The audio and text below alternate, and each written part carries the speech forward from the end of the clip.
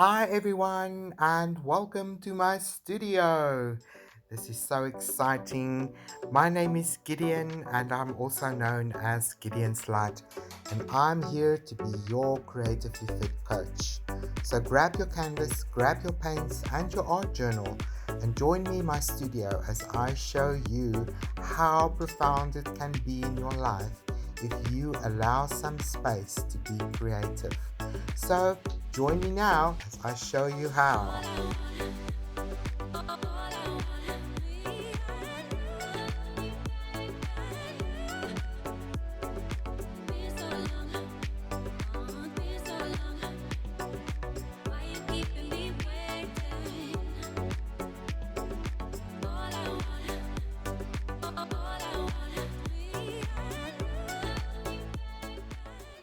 Hello everybody and welcome to my studio. It is me, Gideon, and I'm so excited to share with you guys today because this is week number 9 of our Creative Heart prompts, and I really believe in playing with your art supplies and in your art journal, that you discover your own art ethos and you really begin to formulate the language of your creativity.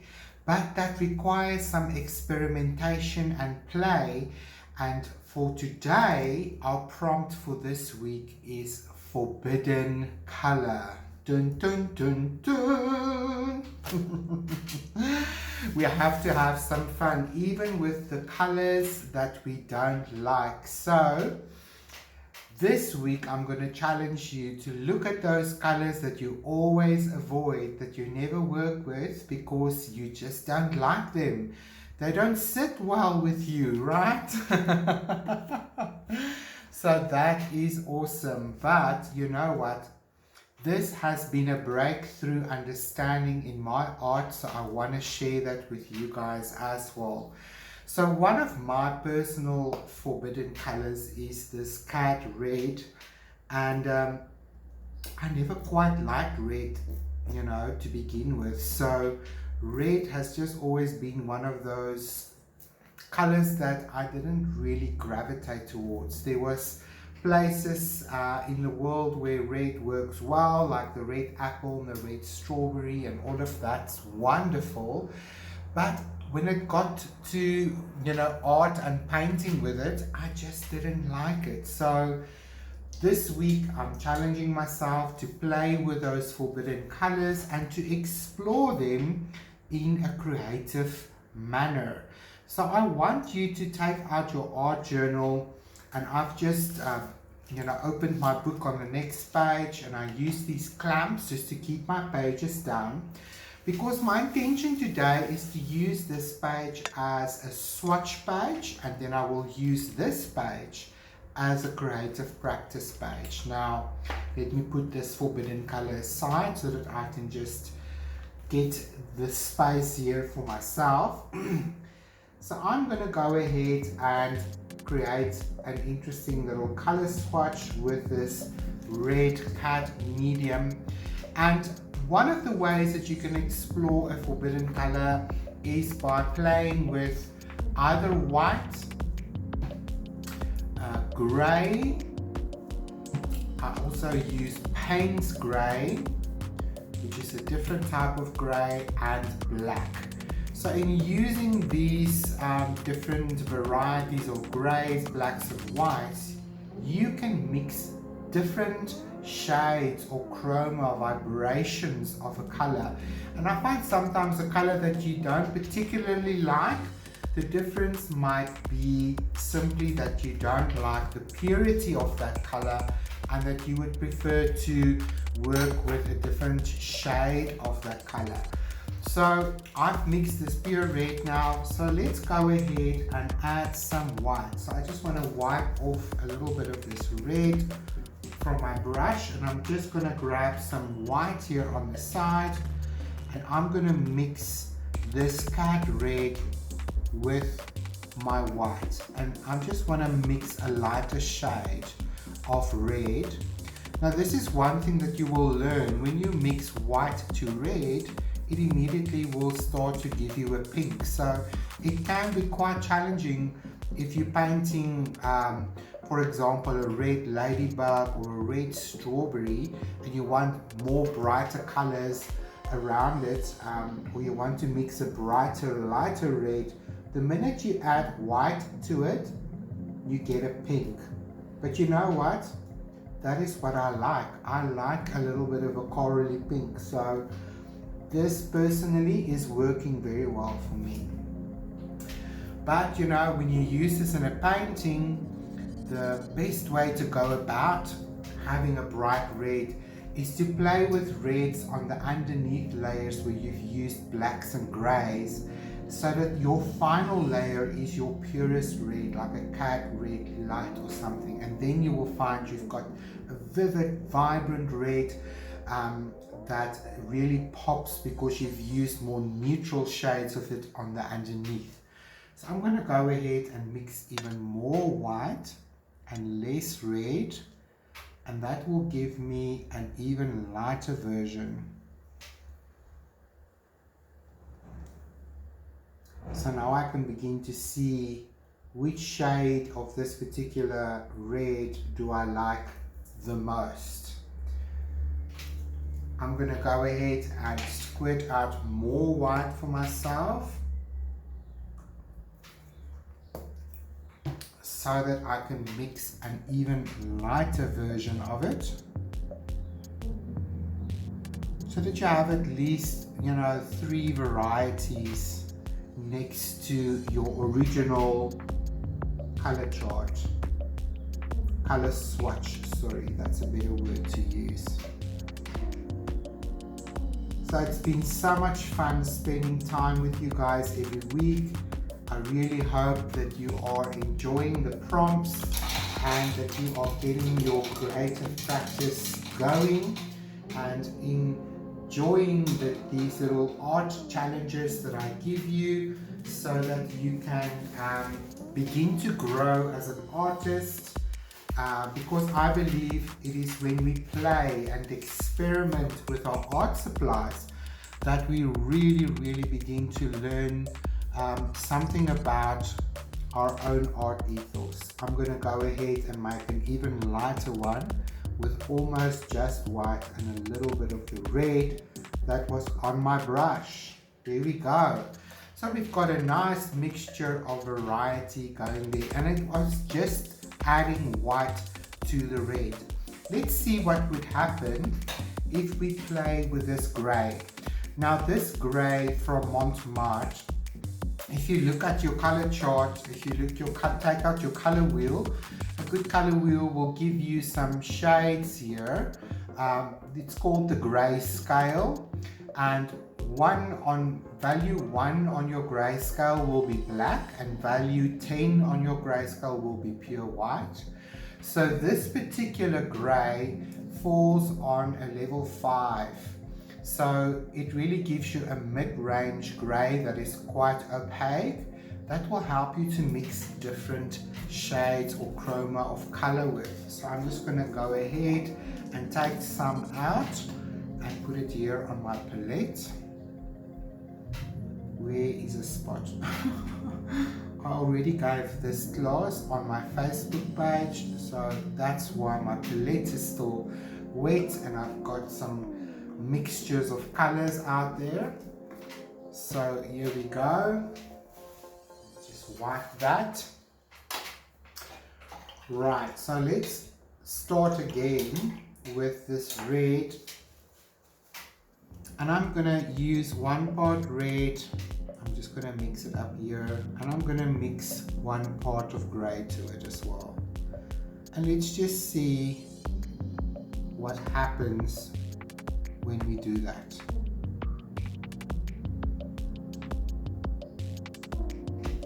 So this also already calms the red down for me. It gives me a little bit more of a maroony kind of gray, which I think is quite a pretty color because it's not so bright anymore. So I'm going to go ahead and add even more gray to this. So now there's definitely more gray than red. And and this will give you a very good example of mixing different chromas or intensities of your color so that everything doesn't look the same. Now, one of the early mistakes that I made as an artist, especially with acrylic color, is I really believe that I need to have all the colors that's available on the storefront, and I would paint straight from the tube. This is the color I would paint with. No wonder I didn't like it. And because everything on in your tubes of color is basically the same, you know, value, it falls in the middle range of your grayscale. So everything is about a 6 or a 5. The colors and the vibration of the colors is nice and intense, but it suddenly feels very boring because everything is bright. Everything is on the same frequency of loudness. So when I learned to use white and gray and mix that into my pure colors, I really discovered a whole world of color that I didn't know, you know, was possible, because I thought you had to buy a tube of color to mix that color that's pre-mixed for you. So I know mixing color can be intimidating and overwhelming, but I want to just let you guys know that playing in your art journal like this is definitely one way to explore it and to discover new ways of mixing color. Now this is my lamp black. I need very little because I want to see now what the red will look like if I mix it with lamp black. Let's grab another brush here, and I'm going to always load the color first in my brush, and then I will add a little bit of black to it, because black is very powerful, so you need very little of it. And this is about 2 parts red, 1 part black.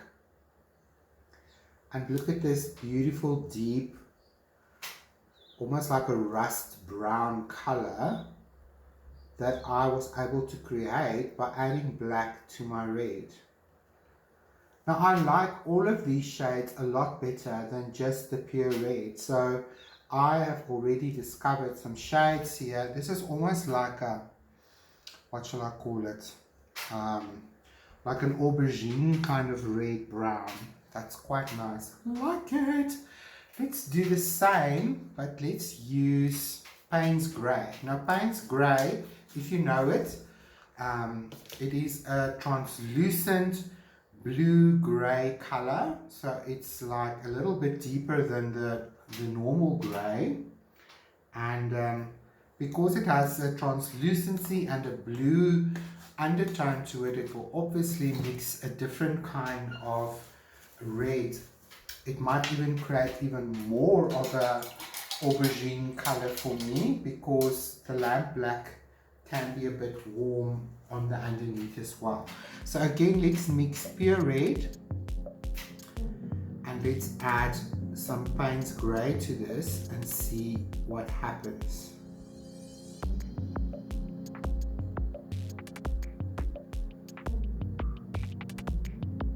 That definitely gives me a bit more of a plum kind of vibe to it, because blue and red gives me a red, I mean a violet, forgive me.